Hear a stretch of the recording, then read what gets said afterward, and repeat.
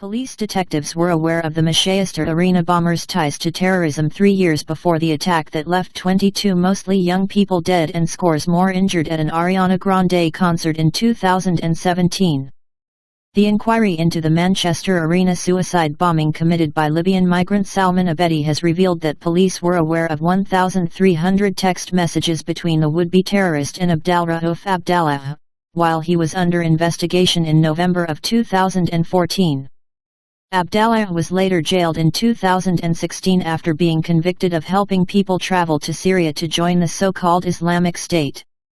In one message, Abedi said, "By Allah, every day, on every kneeling I ask my Lord for martyrdom," The Guardian reported.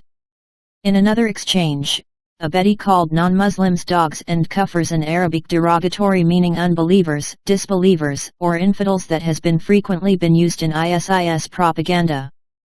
He went to share an image of the currency used by ISIS to hail that Syria is not under control of the West.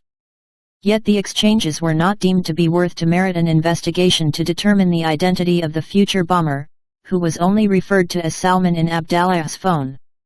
The investigator who initially uncovered the texts, Frank Morris, admitted before the inquiry that more should have been done to look in Abedi, saying that he, alongside 4 or 5 other investigators, including detectives and intelligence analysts, failed to flag the messages for development as there was nothing extraordinary about the exchanges. At that time this was commonplace, and I know I keep saying it, this was not unusual. That's the issue with intelligence, it's very subjective, the former senior investigating officer at Northwest Counter-Terrorism Policing, NWCTP, said. It went to the CPS Crown Prosecution Service, they did not ask.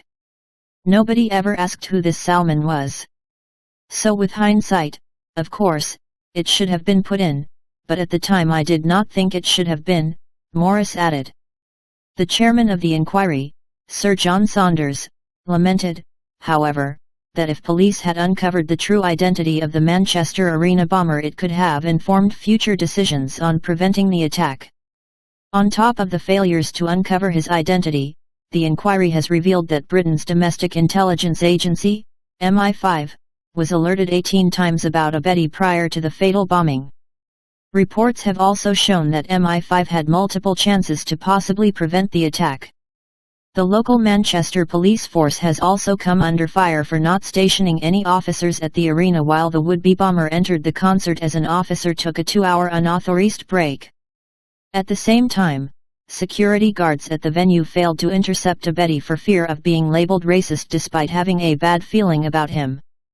Following the attacks, the health service also failed to properly care for the victims, leading to an 8-year-old girl, Safi Roussos, bleeding to death over several hours without adequate care or a blood transfusion. In August of 2020, the brother of the suicide bomber, Hashim Abedi, was sentenced to 55 years in prison for helping Salman plot the attack.